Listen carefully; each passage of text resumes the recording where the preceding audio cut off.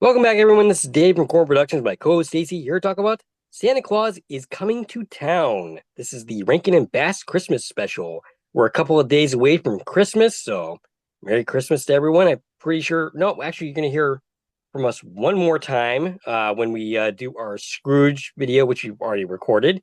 And this actually is, if I've done my numbers correctly, episode 199 for our podcast, which makes Scrooge our 200th episode, though it's going to go unsung because we did not know that was going to happen when we recorded it.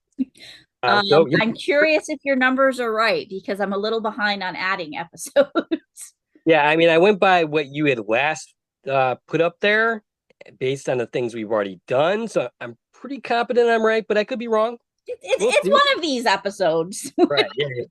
It's not going to be like one of those things where we're making a big deal out of it in the actual video that it ends up being this Right. time around. But yeah, the movie's description reads as follows. The mailman decides to answer some of the most common questions about Santa Claus and tells you about a small baby named Chris who was left on the doorstep of Kringle family toy makers. When Chris grew up, he wanted to deliver toys to the children of Sombertown. Sounds like a place I don't want to visit. But its Burgermeister, Herr Meisterburger, is too mean to let that happen. And to make things worse, there's an evil wizard named Winter who lives between the Kringles and Sombertown. But Chris manages to melt Winter's heart as well as the comely school teachers and deliver his toys. It was written by Romeo Moore and it was directed by Jules Bass and Arthur Rankin Jr., same as the last special that we did. And it originally aired on December 14th, 1970. Before we go any further, I'll tell you a couple things. One, this is not a sport free podcast, so you haven't watched this special, I highly recommend go check it out and then come back and give us a listen. Secondly, if you're listening on the platforms of this podcast is now available on, please follow and feel free to check out my YouTube channel, Comin Productions, where additional content can be discovered. If you're already on our YouTube channel, please like, share, and comment to our channel. And of course, you can subscribe to our channel. All right, so Stacie, your thoughts on this week's special? So this is another classic. I mean, I don't know if there's anybody out there, at least anybody our age or older, like in a 20-year radius, who hasn't seen this.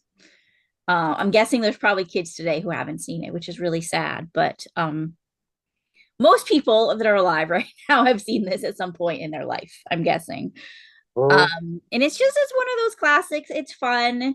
I think it's a little less well known than Frosty or Rudolph. It's like the next tier of popularity as far as the holiday specials go. But it's one I always loved. I watched this one a lot when I was a kid. Again, I had them, on VHS. So this is one of the ones I saw over and over again, many, many times as a child. And it was fun to revisit it and to kind of, dig into the story a little bit as a grown up. And like Frosty, when we did that one, I do see some weird problems and maybe the wrong lessons being taught here, but we'll get into all that. I'm actually kind of curious. Is the story that we get about Santa Claus here actually based on anything, or did they basically just make a lot of this stuff up? Um, I'm I really think familiar with the Santa Claus War. I think they took a lot of kind of little details and little ideas and put them together in a story that you know like the idea like that the whole Kris Kringle and the German side of things, Yeah, like that's we have that here, right? Because the towns we're at the Burgermeister, there's people with German accents, and one interesting thing is only the bad characters use German accents. yes, um but like yeah, the German lore uses the name Kris Kringle, so it's pulling different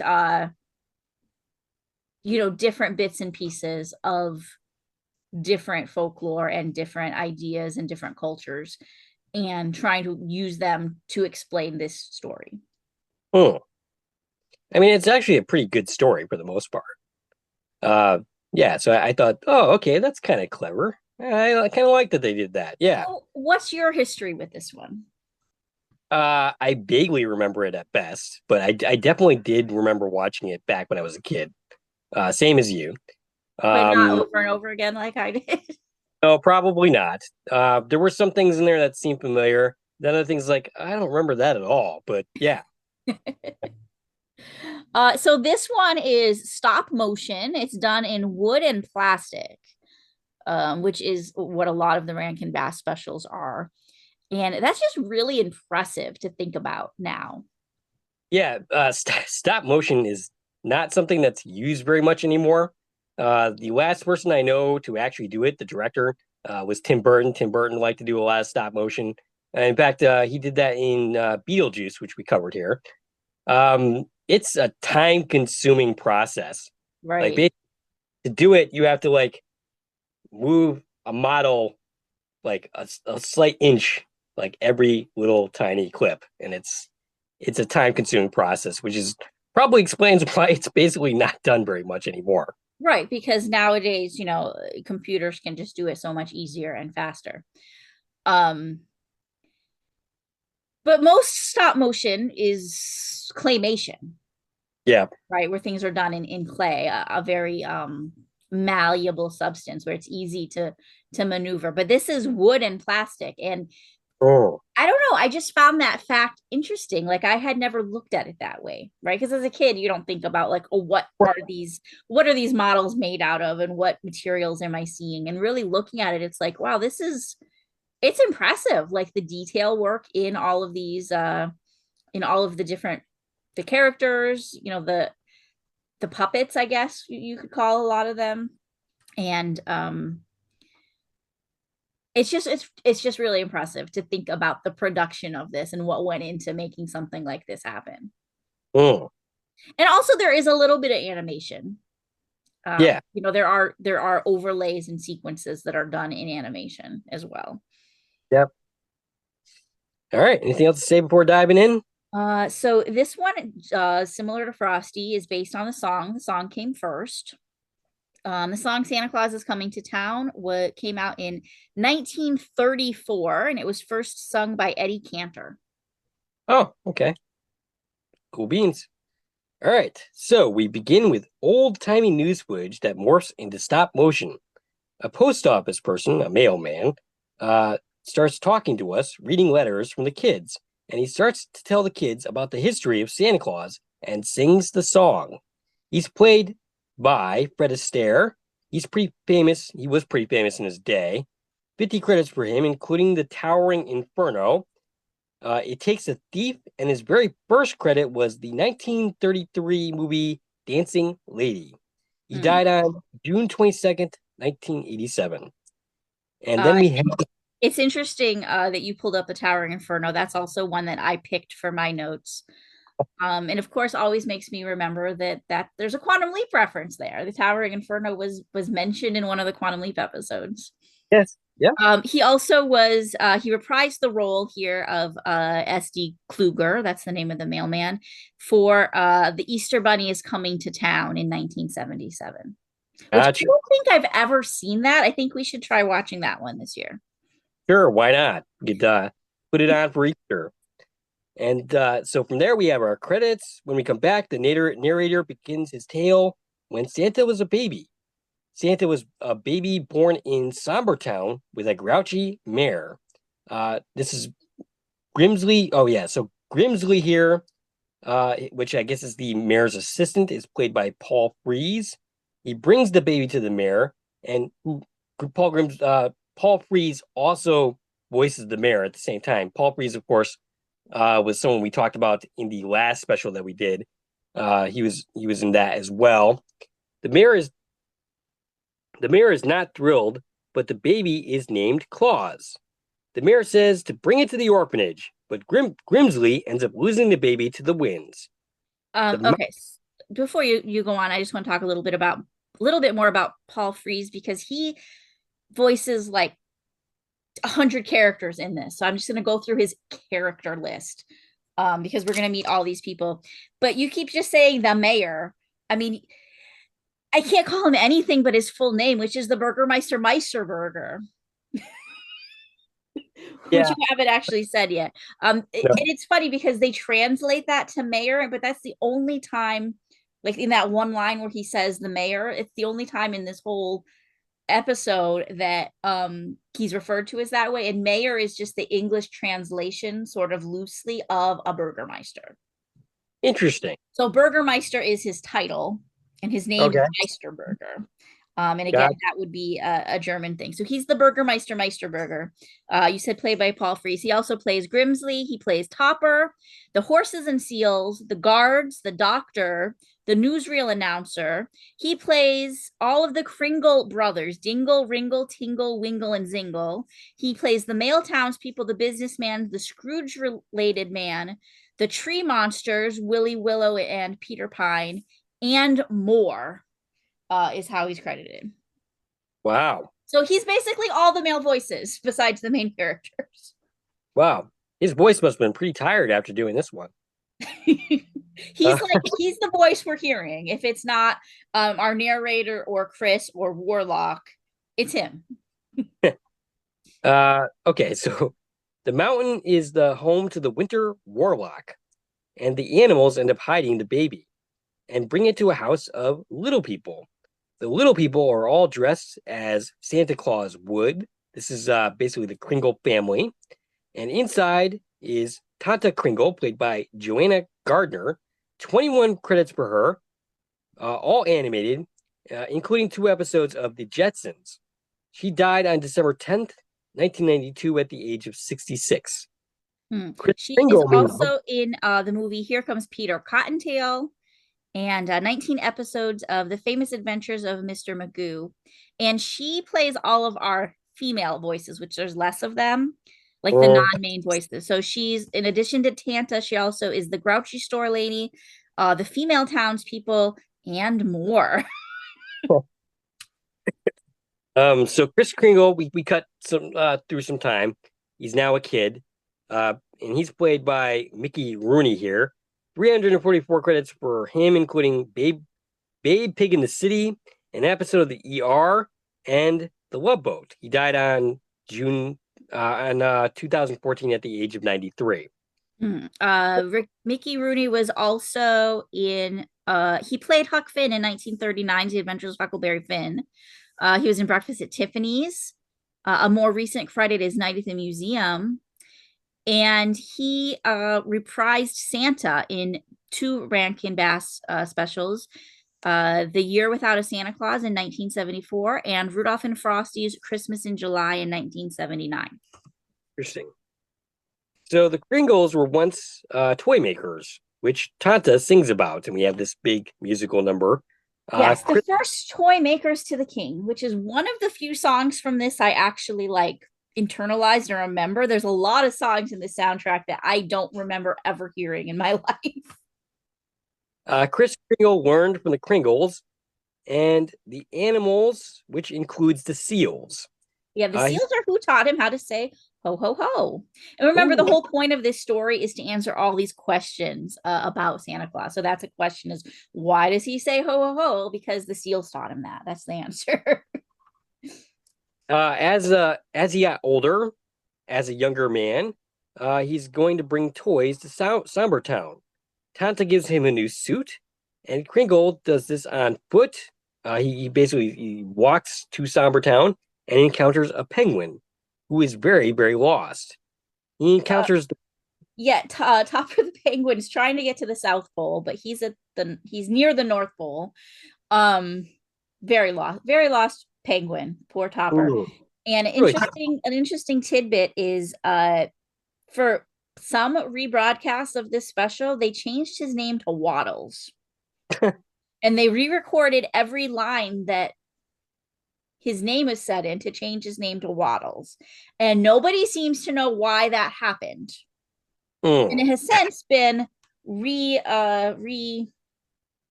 what's the word? Changed back to what it was originally. It's been changed back, right? There was a word I was looking, restored, maybe that's the word, to the original audio and to be called Topper again. So at some point, like, people had a problem with the name Topper. It was canceled for some reason and they had to change it, but then they decided never mind, and he's Topper again. I don't get it, and every source I looked at on the internet didn't know why that happened. All right, so he ends up encountering the Winter Warlock, who's determined to get him when he returns because Kringle gets past him. He's played by Keenan Wynn. 283 credits for him, including Doctor Strangelove, Annie Get Your Gun, and his first ever credit in 1942, a Clark Gable film titled Somewhere I'll Find You. Ooh, he was also in the Goonies. Oh, okay, I didn't see that one. He died on October 14th, 1986. So the Burgermeister is tripped by a toy duck and sings about getting rid of the toy makers. So this is a reprise of the first toy maker to the king, and he's basically saying there'll be no more toy makers to the king. Yes. Toys are now outlawed. It's illegal to own toys in Sombertown. No wonder they call it Sombertown. So the people aren't thrilled with Chris and all go in hiding when Chris says he has toys. Right, because if you're caught with toys, they're going to lock you in the dungeon. That's the law. Seems pretty harsh to me. He talked to some kids and starts telling them they better look out, better not pout, because he brought toys courtesy versus the Kringles. But he's interrupted by Miss Jessica, who thinks he's making fun of her and doesn't he know toys are against the law. Chris thinks that this law is a silly law, and she's not wrong. And I guess I did not make note of who plays Miss Jessica. Jessica is played by Robbie Lester. She was in The Rescuers, The Aristocats, and 4 episodes of The Famous Adventures of Mr. Magoo. Lots and lots of voice credits for her. Gotcha. So Jessica says the toys are not practical, unproductive, frivolous, but changes her tune a bit when she's given a doll she wanted as a child. Yeah, and then she gets to sing a song. And this is one of those songs that I had zero recognition of. The song is called Be Prepared to Pay. Yeah, and this is the part where they start sitting on his lap and he's singing about it. Is that correct? I don't know. Again, I had no recognition of this at all. It's not something that stuck out to me. And one thing too is with specials like this, we're getting different cuts, right? There's different cuts of it for different broadcasts and for different media. So it's possibly some of the songs that were in this version. And I was watching the 51-minute version that's currently available on Amazon to take my notes. Is that what you watched as well? Yeah. But it's entirely possible with the VHS version I had as a kid didn't have some of these songs in it, right? Because there's definitely versions out there that are cut in different ways. So I mean, maybe it's possible some of these songs I had never heard before, but a lot of it, this episode, I was like, what is going on right now? What are you even singing about? This is boring, and I don't remember it at all. Yeah, but if you listen to the song, it's like sitting on his lap is the price you pay to get a gift. That's viewed from a modern context, that's a little bit sketchy. So maybe that's why that get cut from some. Maybe. Yeah. Yeah, I didn't even write in my notes what the song was about. I just took note of the name of it. And right now I have zero recollection of what the song was even about because I didn't take note of it. So we cut to Burgermeister, who marches with his army and notices the kids playing with toys. Kringle steps in to take the blame. Burgermeister calls him a nonconformist and a rebel, and Kringle is arrested when Burgermeister gets distracted by a yo-yo. Yeah, so earlier when he was passing out toys and the kids were like, what about the Burgermeister? Chris was like, well, he can have a toy. I'll save him a yo-yo. So he gives Burgermeister Meisterburger the yo-yo. And he loves it, right? He's like playing with it and he's like, oh, this is the best thing ever, until it's pointed out to him that he's breaking his own law by playing with the toy and gets so flustered, and he has them arrest Chris. Or attempt to arrest him, but he runs away. Yeah, Kringle makes a break for it with his penguin and gets away. But he ends up trespassing in the lands of the Winter Warlock, who uses a tree to capture him. The Warlock laughs evilly. Kringle has himself released by giving the Warlock a gift. And this seems to change the Warlock's attitude enough, as he's charmed by the little choo-choo that he gets. Yeah, his icy heart melts And he even proclaims, like, hey, I'm not evil anymore. Right. And yeah, basically he seems to like change in appearance as well. Right. And He goes from being this evil, like, warlock visually to just this kind of nice old man. He looks human again in this moment. basically he changes his name to just Winter. Winter doesn't think the changes can be permanent because he's a despicable creature at heart, but Kringle thinks changing from bad to good is easy and sings the one foot in front of the other song, which we have referenced at least a couple of times in this podcast. Yeah, I definitely have brought this up every time. Like, every time in an episode of television, they're like, just put one foot in front of the other. Whether they're literally talking about walking or it's some more symbolic thing. I think of this song. Whereas, I didn't remember Be Prepared to Pay. This song I remember.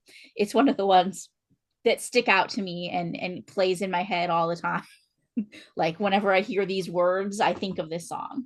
Uh-huh. And but also, like, watching it, I was like, I don't necessarily remember visually that this is what I remember the song being about. And it's kind of it's kind of like really cheesy to watch because we're talking metaphorically about, just one step at a time, right? To make change, you just kind of go with the flow and you change a little bit at a time and eventually you'll get there. But visually what we're seeing is like Winter pretends like he doesn't know how to walk and he's like literally trying to put one foot in front of the other and learn how to walk. And it's weird Yeah. because we're mixing like the metaphor of one foot in front of the other with the literally like learning how to walk bit. And I feel Right. like as a kid, I'm remembering it literally being a character learning how to walk because that's what they're visually showing us. And it just felt really different watching it. I was like, I feel like I'm watching a different scene than I remember playing for this song. Maybe you are, for all you know. I mean, maybe I am. Um, but it's just really kind of cheesy. But at the same time, I love the song. So Yeah. hence why I've referenced it so many times in different podcasts we've had. So the warlock says he can help Chris in exchange for more presents with using magical crystal snowball. And through looking through that, uh, they reveal that Jessica is actually looking for him. And so he ends up appearing before her. She has letters from the kids asking for more toys. The Burgermeister destroyed what he left. Kringle says he'll do as long as there's no pouting. Using Yeah, his new go on. Hmm? Okay. Using his newfound powers, he'll know when they've been naughty or nice. He goes back to the workshop and they moved the warlock in. Basically, he's now their roommate. Actually, that's wrong. No? The Kringles moved their workshop Oh, okay. to where Winter lives. They all moved to Winter's house. Gotcha. Okay. Because he's closer to the town. So they're moving the operation to where it's going to be easier to travel. Because remember, for years and years and years, the Kringles made toys and they didn't deliver them to any kids because they were so far from Somber Town and because the warlock was in the middle of the way. They didn't know how to get to the town. So now that we're friends with the warlock, we just moved in with him and it's going to be half of the distance to be able to go here and bring toys. Gotcha. Chris made a list trying to figure out who was naughty and nice. And he goes at night to Sombertown looking for unlocked doors because he mentioned to Jessica that if they want toys, that they should leave their doors unlocked at night. Right. So that's how he knows which houses have a child in it that's expecting a toy is which ones are unlocked. Again, this sounds a little bit sketchy to me, but okay. Yeah. The next day, Burgermeister is not impressed, wondering what sort of criminal Chris is sneaking things in at night. So he declares all windows and doors locked tight. Chris is upset to discover this, but there is one kid he doesn't want to disappoint who has gotten really sick, and his penguin companion comes up with a plan to go down the chimneys instead. Burgermeister plans to search the houses for toys, and the kids severely punished. But Chris has an idea, leaving the presents in the stockings. And this is enough to fool the Burgermeister and his army. Not a very bright guy, this man. Yeah. So this is why this is the answer for why does Santa put toys in stockings, which at this point are literally socks that the so earlier when we met the kids, like they were doing their chores and they were washing their stockings, their socks, and they said they hang them by the fireplace to dry. So this was his latest plan because he's doing this like night after night or week after week. However, we don't really know what passage of time is happening, but every time Burgermeister collects the toys, and every time he just brings them more. So he was like, yeah, have them make sure their stockings are hung, and we're going to put the toys in the stocking so that Burgermeister can't find them. So he searches the house, doesn't find anything. But as soon as he leaves, the kids take out the toys and start playing. So Burgermeister has a plan to capture him, and Jess tries to warn them, but he's already left to deliver presents. Warlock has no more powers for some reason. Yeah, he has And no magic, and my note is like, why? right, Are we suggesting that the evil he had is the reason, is what granted him magic in the first place? And because he's right. no longer evil, he doesn't have any more magic? I don't know. Maybe they're suggesting that basically Chris used up all his powers. But yeah, I was a little confused on that point. And yeah, basically they are all promptly arrested. Yeah, Grimsley shows up and arrests Winter and the Kringles all as accomplices of Chris. Interestingly, though, they don't arrest Jessica, even though she's there too. Right. Chris is captured. The toys are burned. Jess begs Burgermeister to set him free, but to no avail. Jess realizes her place is with Chris, wherever he might be, and this starts another musical number. Yeah, this song is My World is Beginning Today. And this is the one I remember telling you that I remembered there was like a psychedelic song in this special. This is the one I was thinking of, where we get this very 70s animated kind of trippy visuals that play out while she's singing this song. Although it is a little less psychedelic than I remembered. And Jessica lets her hair down, literally.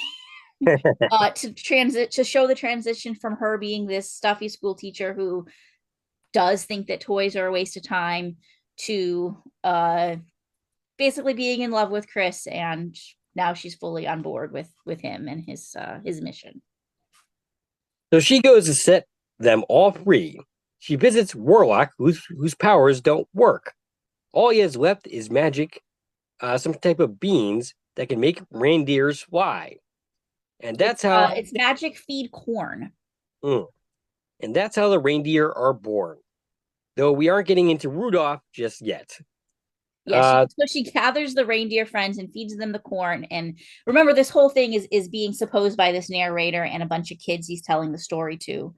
And I'm going to mention these kids that are asking the questions are actually real children. It's the Westminster Children's Choir that are involved, that the story is being told to, and they're the ones singing the song. Singing the song with Fred Astaire as we, hear Santa Claus is coming to town, that song. And earlier, when I said it was Paul Frees and Joan Gardner who play the kids, that's specifically the kids in the story, like the Sombertown kids, not the kids talking to the narrator. All the kids talking to the narrator is actually the Westminster Children's Choir. Cool. So the reindeer successfully get them all out of prison. Chris realizes they are not safe at their old place. Jess is determined to go with him. There's posters up, but Chris has a way around this. He's grown a beard. Yeah, that's going to disguise him. Nobody knows who he is because he has facial hair. But he's an outlaw, so he has to hide. So Kris Kringle is an outlaw.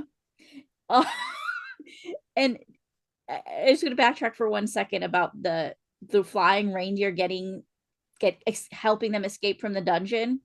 So they fly into the dungeon, and that's how they escape. This place doesn't have a roof. Is that what we're going with? Yes. There's just no roof, and they're inside, so the reindeer were able to fly in and fly out. And I was just so confused by this because I have a memory of them pulling the windows off of the cell. Interesting. And then I was like, is that a scene that wasn't in this version? And it wasn't that there was no roof and they just flied inside? Or am I confusing this with something else? Does that happen in Rudolph? We didn't review Rudolph this year. No, I don't It doesn't sound like something that would happen in Rudolph, I but just remember like the reindeer pulling, like being attached by the reins to the bars on the window and pulling it. And that's how they escaped, was through the window. that sounds familiar. I'm just not quite sure where that would have taken place. Yeah, and I didn't do any further research to figure out what the heck I was remembering, but I was really confused. And I even like rewatched the scene. Like, did I blink and miss it? Like, how did they actually get out? Oh, it looks like they literally just flew in and flew back out through the roof. That's not there. Not a very good prison system, that's for sure. I mean, So and if that's the case, why did we need magic reindeer? Couldn't we have just like used a ladder? right. Well, Magic Reindeer is way more cool. Sure, it is. Yeah. Okay, so yeah, Kris Kringle grew a beard and realized that he can't use the name Kringle anymore. Yep. So now it's gonna be Claus. And just Because Santa gave him that tag that was on him as a baby, and she's like, "Well, here's your real name that we just never told you your whole life." right. So he decides to become Santa Claus. Is his new fake name. And Jessica becomes his wife, Mrs. Claus. And the Christmas decorations that we see every year were actually their wedding decorations. Right. And So they get married on Christmas Eve. Um, and the animals decorated all the trees in the forest for them for their wedding. hmm, And Winter used his last bit of magic that he has left to light the trees, and that's why the trees have lights on them. hmm. And we get another song here. It's called "What Better Way to Tell You," which is another one I don't remember. So they end up having to move to the North Pole because they just keep moving. Because they're on Uh, the lam. yeah, yeah. Because Santa Claus is an outlaw. He's a criminal, a smooth criminal. Um, and yeah, that's where they basically build their nice little castle and their new factory. The legend of Santa grows. The letters keep coming. Eventually, the Burgermeisters die off, and the old laws die out as well. So I guess that means Santa is no longer a criminal. He's no longer a wanted man eventually. Hmm. But at this point, he's been filling orders every week.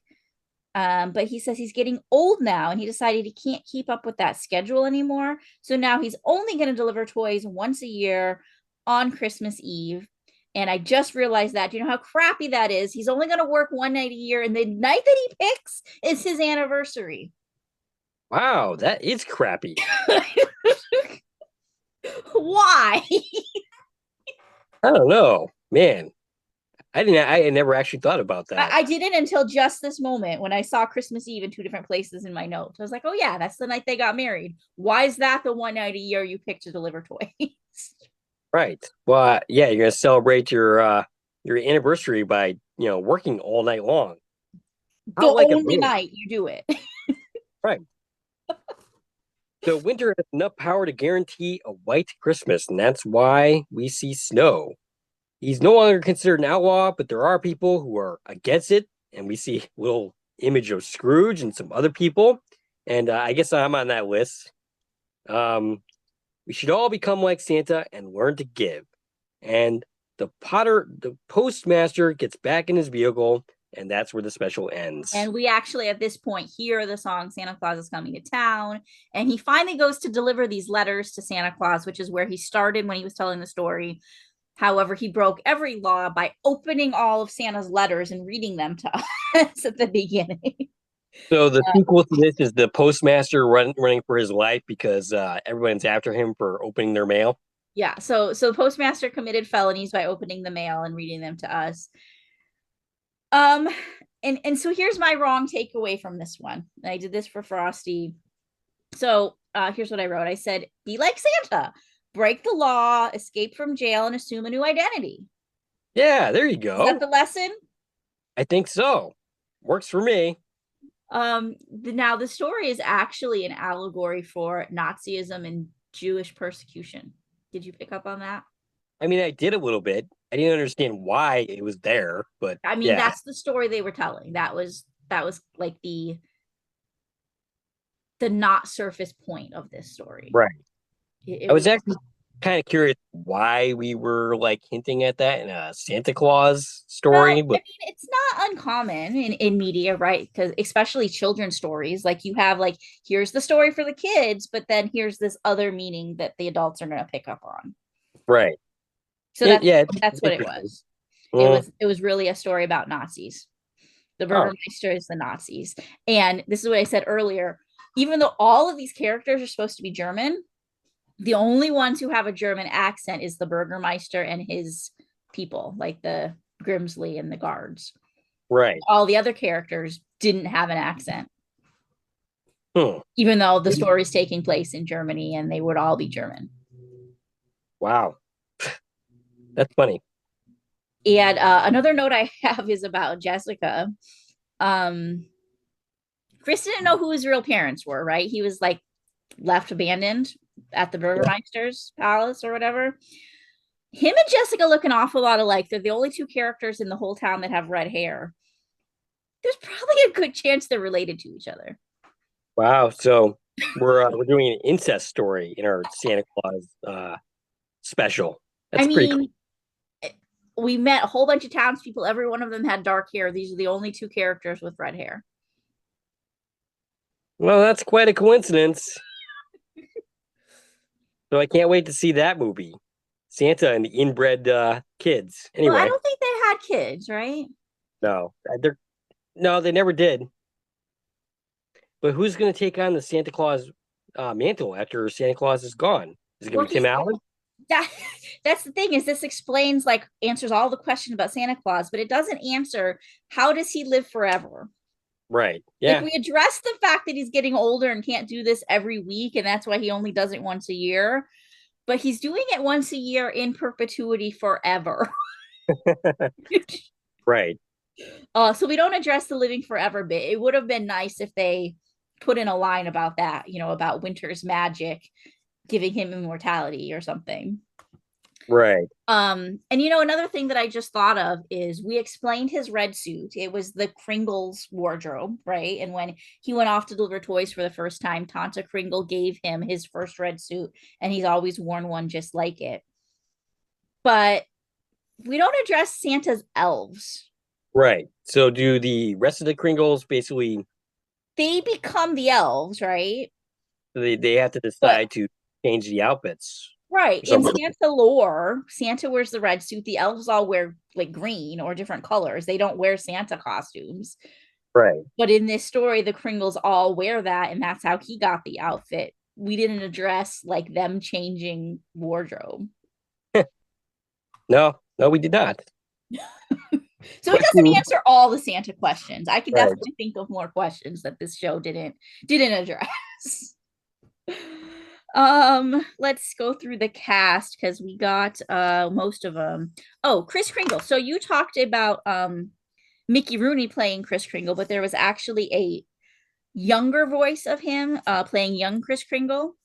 Greg Thomas played him when he was really young before he grew up. It was probably just one little scene. And he was actually the one who was the redub voice in Frosty the Snowman Okay. that played Gotcha. all the male voices in Frosty when they changed the voices. That was him, Greg Thomas. And he also played various children in this. Again, the town's children. The rest of the children were played by Andrea Sassino, who was in 4 episodes of My Three Sons, 1 episode of Family Affair. Another child was Dina Lynn, who was in the movie Jack Frost, as well as the first Easter Rabbit. And Gary White, whose only other credit was something called Encounter with the Unknown. Oh, okay. So they played the children in the town, the Sombreville children. Gotcha. And then here's the little interest. So we had some interesting credit stuff going on with Frosty, right? Where they had redubbed some of the main voices, and for decades, like the right people weren't credited. Here's the interesting credits for this one that I found. Per IMDb, all of these roles I'm about to read were done by, I'd already mentioned it, by Paul Frees and by Joan Gardner when it listed like all of the people that they played, all the male voices, all the female voices. Right. But on IMDb, no, that was IMDb. On Wiki, we had three other people listed Okay. who were uncredited. So they didn't get credits. But according to this, at least one article, there were these three other people involved. But then Paul Frees and Joan Garner got the credits for their parts. So Gotcha. again, some controversy and inconsistency on whose actual voices are we hearing. But according to at least one source, uncredited, the store woman was played by Patty Foley, who was in Smurfs and the Magic Flute and Aladdin and the Magic Lamp. The Scrooge character was played by Keith Hampshire, who was in 26 episodes of Adventures of Tintin, 65 episodes of Babar, and 13 episodes of Beetlejuice, the animated series. And Howard Jerome played the businessman, who was in 22 episodes of George of the Jungle, 16 episodes of Almost Naked Animals. So again, those three voice actors, according to some source, actually did these voices. And those are all voices from like that ending scene, like all the people who dislike Christmas. Gotcha. So we've got these people who actually voiced them according to this source, but on the other source, from the actual credits, they was given to Paul Frees and Joan Gardner, who did like the animals and all these other male and female voices. Gotcha. So some inconsistency, some ambiguity, some one of them's wrong. And probably the one saying those two people did them are the one that's wrong, because otherwise where these names come from, right? Someone just make it up? Probably not. They probably just never got credit for their work. I'm kind of curious as to why you would make that change in the first place. Why not just stick with the original? Again, it's just like what happened with Frosty, where they took like the main actress and just replaced her, but never gave the person we're hearing credit for doing it. Right. Very bizarre. Yeah. And it's got to have something to do with like the credits, how credits worked in the 60s and 70s versus today. I don't know. I don't get it. And I didn't dive deep enough to really get it, just to know that there's some drama there. Gotcha. All right. And then of course I already mentioned that this featured the Westminster Children's Choir as the kids that the story's being told to, and they're the ones who sang the song with Fred Astaire for the version of the song that comes out based on this special. Okay. All right. Do we have anything else to say before concluding? That's all I've got. All right. We'd like to hear from you. What'd you think of this podcast? What'd you think of this special? Stacie can be reached at. I reached on Twitter, X, Instagram, and Threads at TV and Coupon Talk. If you like this video and want to support the channel, there are a number of ways to do so. You can follow me on Twitter at Core Productions. You can join one of my Core Productions Facebook pages. You can buy something from the Core Productions store on Zazzle. You can buy me a coffee. You can join the Core Productions membership for 99 cents a month. And of course, you can like, share, and comment on this video, as well as subscribing to the channel. Dave and Stacie from Core Productions, signing off. And Merry Christmas. And Merry Christmas.